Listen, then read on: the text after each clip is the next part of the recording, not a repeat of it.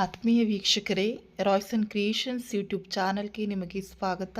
ಇಂದಿನ ಈ ವಿಡಿಯೋದಲ್ಲಿ 9ನೇ ತರಗತಿಯ ತೃತೀಯ ಭಾಷೆ ಹಿಂದಿ ವಿಷಯದ ವಾರ್ಷಿಕ ಪರೀಕ್ಷೆಯ ಪ್ರಶ್ನೆ ಪತ್ರಿಕೆಯನ್ನು ನಿಮ್ಮ ಜೊತೆ ಡಿಸ್ಕಷನ್ ಮಾಡ್ತಾ ಇದ್ದೀವಿ. ಅಂದರೆ ನಿಮ್ಮ SA2 ಪ್ರಶ್ನೆ ಪತ್ರಿಕೆ ಆಗಿರುತ್ತೆ ಮಕ್ಕಳ. ಹಾಗಾಗಿ ವಿಡಿಯೋನ ಪೂರ್ತಿಯಾಗಿ ನೋಡಿ, ಯಾವೆಲ್ಲ ಕ್ವಶನ್ಸು ನಿಮ್ಮ ಎಕ್ಸಾಮ್ಸ್ಗೆ ಬರ್ತದೆ ಅಂತ ಹೇಳಿ ನೋಡ್ತಾ ಪ್ರಾಕ್ಟೀಸ್ ಮಾಡ್ಕೊಳ್ಳಿ ಅಂತ ಹೇಳ್ತಾ ವಿಡಿಯೋ ಪ್ರಾರಂಭಿಸ್ತಾ ಇದ್ದೀನಿ.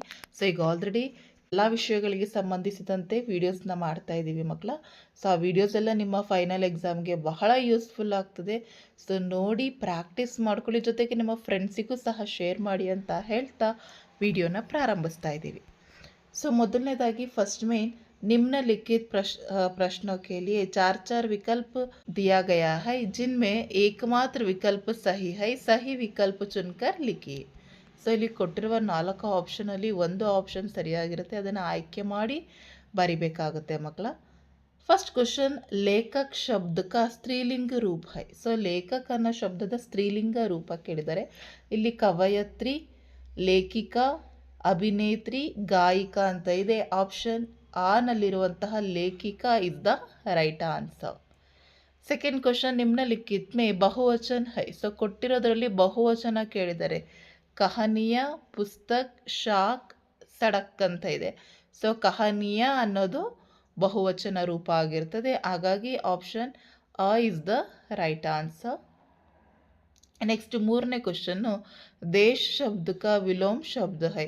ಸೊ ದೇಶ ಶಬ್ದದ ವಿಲೋಮ ಶಬ್ದ ಕೇಳಿದರೆ ಇಲ್ಲಿ 4 ಆಪ್ಷನ್ ಇದೆ. ದೇಶಿ, ವದೇಶಿ, ವಿದೇಶಿ, ವಿದೇಶ ಅಂತ ಇದೆ ಮಕ್ಕಳ. ಸೊ ಇಲ್ಲಿ ಕರೆಕ್ಟ್ ಆಗಿರುವಂಥದ್ದು ದೇಶ ಶಬ್ದದ ವಿಲೋಮ ರೂಪ ವಿದೇಶ ಆಗಿರ್ತದೆ ಮಕ್ಕಳ, ಹಾಗಾಗಿ ವಿದೇಶ್ is the right answer. Next fourth question, ಪಾಸ್ ಕಾ ಪರ್ಯಾಯವಾಚಿ ಅಥವಾ ಸಮಾನಾರ್ಥಕ ಶಬ್ದ ಹೈ. ಸೊ ಪಾಸ್ ಅನ್ನೋದು ಸಮಾನಾರ್ಥಕ ರೂಪ ಕೇಳಿದರೆ ಇಲ್ಲಿ ನಜ್ದೀಕ್, ದೂರ್, ಪಾಸ್, ಪಾವ್ ಅಂತ ಇದೆ. ಸೊ ನಜ್ದೀಕ್ ಇಸ್ ದ ರೈಟ್ ಆನ್ಸರ್, ಹಾಗಾಗಿ ಆಪ್ಷನ್ ಆ is the right answer. Next fifth question, तुम क्या कर रहे हो, इसका ಉಚಿತ ವಿರಾಮ ಚಿಹ್ನೆ ಹೋಗ. ಸೊ ಅಲ್ಲಿ ನೋಡಿದರೆ ಅರ್ಥ, ಕ್ವಶನ್ ಹೇಳಿದ್ರೆ ಅರ್ಥ ಆಗ್ತದೆ. ತುಮ್ ಕ್ಯಾ ಕರ್ ರಹೆ ಹೋ. ಸೊ ಅಲ್ಲಿ ಪ್ರಶ್ನೆಯನ್ನು ಮಾಡ್ತಿರೋದು, ಹಾಗಾಗಿ ಅದು ಪ್ರಶ್ನವಾಚಕ ಆಗಿರ್ತದೆ. ಆಪ್ಷನ್ ಆ is the right answer. Next ಆರನೇ ಪ್ರಶ್ನೆ, ದೇವಾಲಯ ಶಬ್ದ ಮೇ ಸಂಧಿ ಹೈ. ಸೊ ದೇವಾಲಯದಲ್ಲಿರುವಂತಹ ಸಂಧಿ ಕೇಳಿದರೆ ಇಲ್ಲಿ ವೃದ್ಧಿ, ದೀರ್ಘ, ಗುಣಸಂಧಿ, ಎಣ್ಸಂಧಿ ಅಂತ ಇದೆ ಮಕ್ಕಳ. ದೇವ ಪ್ಲಸ್ ದೇವ ಪ್ಲಸ್ ಆಲಯ ದೇವಾಲಯ ಆಗಿರುತ್ತೆ ಮಕ್ಕಳ, ಹಾಗಾಗಿ ಇದು ದೀರ್ಘ ಸಂಧಿಗೆ ಉದಾಹರಣೆಯಾಗಿರ್ತದೆ. ಆಪ್ಷನ್ ಆ is the right answer. Next 7ನೇ ಪ್ರಶ್ನೆ, ಇನ್ಮೇ ಪ್ರಥಮ ಪ್ರೇರಣಾರ್ಥಕ ಕ್ರಿಯೆ ರೂಪ ಹೈ. ಸೊ ಕೊಟ್ಟಿರೋದ್ರಲ್ಲಿ ಪ್ರಥಮ ಪ್ರೇರಣಾರ್ಥಕ ಪದ ಕೇಳಿದರೆ ಸುನಿ, ಸುನ್ವಾನ, ಸುನಾನ, ಸುನ್. ಸೊ ಪ್ರಥಮ ಪ್ರೇರಣಾರ್ಥಕ ಆಗಿರೋದ್ರಿಂದ ಮಕ್ಕಳು ನಮಗದು ಆನ್ಸರ್ ಸುನಾನ ಆಗಿರ್ತದೆ. ಆಪ್ಷನ್ ಇ is the right answer. Next 8ನೇ ಪ್ರಶ್ನೆ, ದಶರಥ್ ಡ್ಯಾಶ್ ತೀನ್ ರಾಣಿಯೋ ತಿ. ಸೊ ಇಲ್ಲಿ ಕರೆಕ್ಟಾಗಿರುವಂತಹ ಕಾರಕವನ್ನು ಬರಿಬೇಕು. ಸೊ 8ನೇ ಕ್ವಶನ್ಗೆ ಸರಿಯಾಗಿರುವ ಆನ್ಸರ್ ಪರ್ ಆಗ್ತದೆ. ದಶರಥ್ ಪರ್ ತೀನ್ ರಾಣಿಯಾತಿ. ಸೊ ಹಾಗಾಗಿ per is the right answer. Next second main question, प्रथम दो शब्द को संबंधित अनुरूपता के अनुरूप तीसरे शब्द के संबंधित अनुरूप ಶಬ್ದ ಲಿಖಿಯೆ. ಸೊ ಮೊದಲೆರಡು ಪದಗಳಿಗೆ ಸಂಬಂಧಿಸಿದಂತೆ ಮೂರನೇ ಪದಕ್ಕೆ ಸರಿ ಹೊಂದುವ ಸಂಬಂಧನ ನಾವು ನೋಡಿ ಬರಿಬೇಕಾಗ್ತದೆ ಮಕ್ಕಳ. ಸೊ ಇಲ್ಲಿ 9ನೇ ಪ್ರಶ್ನೆ ನೋಡಿ, ಮೈಸಿ, ಭೀಷ್ಮ ಸಹನಿ, ಗುಲಾಬ್ ಸಿಂಗ್ ಡ್ಯಾಶ್. 10ನೇ ಪ್ರಶ್ನೆ, ಪಾನಿ, ಜಲ್, ವಾಯು. 11ನೇ ಪ್ರಶ್ನೆ, ರಾಜಸ್ಥಾನ, ರೇತ್ಕಾ ಪ್ರದೇಶ, Meghalaya dash. Next 12th question, ಚಾರ್ ಪತ, ಚತುಷ್ಪಥ, ಚಾರ್ ರಹ ಡ್ಯಾಶ್ ಅಂತ ಹೇಳಿ ಕೇಳಿದ್ದಾರೆ. ಸೊ ಈಸಿ ಇದೆ ಕ್ವಶನ್ಸ್ ಮಕ್ಕಳ. ನೆಕ್ಸ್ಟ್ ಆನ್ಸರ್ನ ನಾನು ನಿಮ್ಮ ಜೊತೆ ಶೇರ್ ಮಾಡ್ತೀನಿ. ಈಗ ಜಸ್ಟ್ ಕ್ವಶನ್ ಪೇಪರ್ನ ನೋಡ್ತಾ ಹೋಗೋಣ. थर्ड में निम्नलिखित प्रश्नों के उत्तर एक एक वाक्य में लिखिए. 13ನೇ ಪ್ರಶ್ನೆ, ದಿಲ್ ಮೇ ಆಗ್ ದಬ್ಕರ್ का मतलब क्या है. 14ನೇದು, ವಿವೇಕಾನಂದ ಅಮೇರಿಕ ಕಬ್ ಗಯೆ, ಸೊ ಯಾವಾಗ ಅವರು ಅಮೇರಿಕಕ್ಕೆ ಹೋಗ್ತಾರೆ. ನೆಕ್ಸ್ಟ್ 15ನೇದು ಬಚ್ಚೋ ಕೋ ಸಡಕ್ ಪರ್ ಜಾಕರ್ ಕ್ಯಾ ನಹಿ ಕರ್ನಾ ಹೈ. 16ನೇದು ಮೈಸಿಕೆ ಬೀನಾ ಸಾರಾ ಮೊಹಲ್ಲಾ ಕೈಸೆ ಲಗ್ತಾ ಥಾ. ಸೊ ಇದಿಷ್ಟು ನಿಮಗೆ ಒನ್ ವರ್ಡ್ ಆನ್ಸರ್ಸ್ ಕ್ವಶನ್ಸ್ ಆಗಿರುತ್ತೆ ಮಕ್ಕಳ. ನೆಕ್ಸ್ಟು 2 ಅಂಕದ ಪ್ರಶ್ನೆಗಳು ಬರ್ತದೆ, ನೋಡ್ತಾ ಹೋಗೋಣ. ಸೊ 4th में निम्नलिखित प्रश्नों के उत्तर 2-3 वाक्य में लिखिए ಕೇಳಿದ್ದಾರೆ. 17ನೇ ಪ್ರಶ್ನೆ, बाई को गिरते देखकर बहन ने क्या किया. नेक्स्ट, बाबू बाई ने किन किन से मदद मांगी. 19ನೇ ಪ್ರಶ್ನೆ, नवीकरणीय योग्य ऊर्जाओं के बारे में लिखिए. नेक्स्ट, चन्नम्मा का माता पिता कौन थे.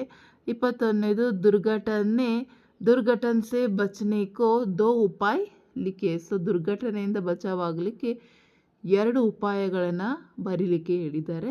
ನೆಕ್ಸ್ಟ್ 22ನೇ ಪ್ರಶ್ನೆ, आज मेरे सामने है रास्तों इतना पड़ा पंक्ति का आशय क्या है.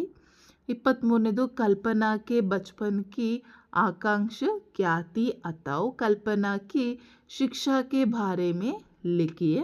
24ನೇ ಪ್ರಶ್ನೆ, सब प्रतिभागियों को विजयी क्यों घोषित किया गया अथवा बुझते दीपों के तन में मन में कवि किस प्रकार के प्रकाश भरने को करते हैं. ಸೊ ಇದಿಷ್ಟು ನಿಮಗೆ 2-3 ವಾಕ್ಯದಲ್ಲಿ ಬರುವಂತಹ ಪ್ರಶ್ನೆಗಳಾಗಿರ್ತದೆ. ನೆಕ್ಸ್ಟ್ 5th ಮೇನ್ಗೆ ಹೋಗೋಣ ಮಕ್ಕಳ. ಇಲ್ಲಿ ನಿಮ್ನಲಿಖಿತ ಪ್ರಶ್ನೋಕ್ಕೆ ಉತ್ತರ 3-4 ವಾಕ್ಯ ಮೇಲೆ ಲಿಖಿ, 3ರಿಂದ 4 ವಾಕ್ಯಗಳಲ್ಲಿ ಬರಲಿಕ್ಕಿರ್ತದೆ. ಪ್ರತಿ ಪ್ರಶ್ನೆಗೆ 3 ಅಂಕ ಇರ್ತದೆ.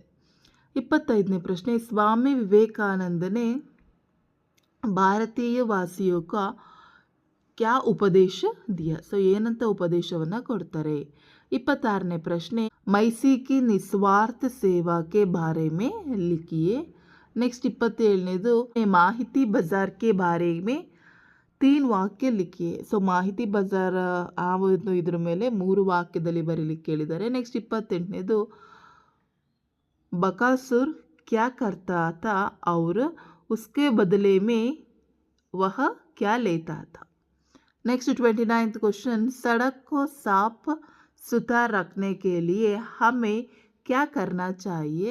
नेक्स्ट, पर्यावरण का महत्व समझाइए. 31ನೇ प्रश्न, मेहनत करने वाले मिलकर कदम बढ़ने से क्या होता है. नेक्स्ट क्वेश्चन नंबर 32, निम्नलिखित दोहे का भावार्थ अपने ಶಬ್ದ ಮೇ ಲಿಖಿಯೆ. ಸೊ ನಿಮ್ಮ ವಾಕ್ಯಗಳಲ್ಲಿ ಬರೀಲಿಕ್ಕೆ ಕೇಳಿದ್ದಾರೆ ಮಕ್ಕಳ. ಸೊ ಈಸಿಯಾಗಿದೆ ಈ ದೋಹೆ, ಇದನ್ನು ಪ್ರಾಕ್ಟೀಸ್ ಮಾಡ್ಕೊಳ್ಳಿ. ನೆಕ್ಸ್ಟ್ 33ನೇ ಪ್ರಶ್ನೆ, ನಿಮ್ನಲಿಖಿತ ಗದ್ಯಾಂಶ ಕಾ ಅನುವಾದ ಕನ್ನಡಿಯ ಅಂಗ್ರೇಜಿ ಮೇ ಲಿಖಿಯೆ ಕೇಳಿದ್ದಾರೆ ಮಕ್ಕಳೇ. ಸೊ ಕನ್ನಡ ಅಥವಾ ಇಂಗ್ಲೀಷಲ್ಲಿ ನೀವು ಇದರ ಒಂದು ಅನುವಾದವನ್ನು ನೀವು ಮಾಡಬೇಕಾಗುತ್ತೆ. ಸೊ ಈಸಿ ಇದೆ. ಜೀವನ್ ಮೇ स्वास्थ्य का महत्वपूर्ण स्थान है. सेहत को बनाए रखने के लिए कई लोग बहुत पैसे खर्च करते हैं. सेहत को स्वस्थ रखने के लिए खेलो कूद स्वस्थ रहो इस सूत्र का अपनाइए. ಸೊ ಇದರ ಒಂದು ಭಾವಾರ್ಥವನ್ನು ನೀವು ಬರಿಬೇಕಾಗುತ್ತೆ ಮಕ್ಕಳ. नेक्स्ट 4th में निम्नलिखित प्रश्नों के उत्तर 4 वाक्य में 5 वाक्य में लिखी. ಇಲ್ಲಿ 2 ಪ್ರಶ್ನೆಗಳಿರುತ್ತದೆ. ಫಸ್ಟ್ 34ನೇ ಪ್ರಶ್ನೆ, खेलों का महत्व पर प्रकाश डालिए ಅಥವಾ खेलों की प्रकार के बारे में लिखिए. ಸೊ ಆಟ ನಮ್ಮ ಜೀವನದಲ್ಲಿ ಮಹತ್ವಪೂರ್ಣವಾದ ಒಂದು ಪ್ರಕಾಶವನ್ನು ಬೀರ್ತದೆ, ಯಾವ ರೀತಿಯನ್ನು ಕೇಳಿದ್ದಾರೆ, ಅಥವಾ ಆಟದ ಸ್ಕೇಲೋಕಿ ಪ್ರಕಾರಕ್ಕೆ, ಸೊ ಯಾವೆಲ್ಲ ರೀತಿಯ ಆಟಗಳಿವೆ ಅದನ್ನು ನಾವು ಎಕ್ಸ್ಪ್ಲೇನ್ ಮಾಡ್ತಾ ಬರೀಬೇಕು. ಸೊ 2 ಈಸಿ ಇದೆ, ಅದರ ಒಂದನ್ನು ಆಯ್ಕೆ ಮಾಡಿ ಬರೆದ್ರೆ ನಿಮಗೆ ಸಂಪೂರ್ಣವಾಗಿ 4 ಅಂಕಗಳು ಸಿಗ್ತದೆ ಮಕ್ಕಳ. ನೆಕ್ಸ್ಟ್ 35ನೇ ಪ್ರಶ್ನೆ, ಕವಿತಾಂಶ ಪೂರ್ಣ ಕಿಜಿಯೆ. ಸೊ ಕವಿತಾಂಶವನ್ನು ಕೇಳಿದರೆ ಜಯ ಜಯ ಭಾರತಲ್ಲಿಂದ ಹಮ್ಕೋ ಹರಾಬರ್. ಸೊ ಇದು ಬಹಳ ಈಸಿ ಇತ್ತು, ನೀವು ಬರೀತೀರಾ. ನೆಕ್ಸ್ಟ್ 36th ಮೇನಿಗೆ ಕ್ವಶನ್ಗೆ ಬಂದರೆ, ಅಪಠಿತ್ ಗದ್ಯಾಂಶ ಪಡ್ಕರ್ ದಿಯೇ ಗಯೇ ಪ್ರಶ್ನೋಕೆ ಉತ್ತರ ಲಿಖಿಯೆ. ಸೊ ಇಲ್ಲಿ ನಮಗೆ ಒಂದು 4ರಿಂದ 5 ಲೈನಲ್ಲಿ ಒಂದು ಪ್ಯಾಸೇಜ್ ಇರುತ್ತೆ ಮಕ್ಕಳ. ಅದನ್ನು ಓದ್ಕೊಂಡು ಇದು ನೀವು ಕ್ವಶನ್ ಆನ್ಸರ್ಸ ಮಾಡಬೇಕು. ಈಸಿ ಇರುತ್ತೆ ಮಕ್ಕಳೇ. ಇಲ್ಲಿ 4 ಕ್ವಶನ್ಸ್ ಇರ್ತದೆ ನೋಡಿ. ಇಲ್ಲಿ ಉಗ್ತೆ ಸೂರಜ್ ಕಾ ದೇಶ್ ಕಿ ಕಿಸೆ ಕಿಸೆ ಕಹಾ ಜಾತಾ ಹೈ. ಸೊ ಅದಕ್ಕೆ ನೋಡಿ ಆನ್ಸರ್ ಇಲ್ಲೇ ಇದೆ ಮಕ್ಕಳ.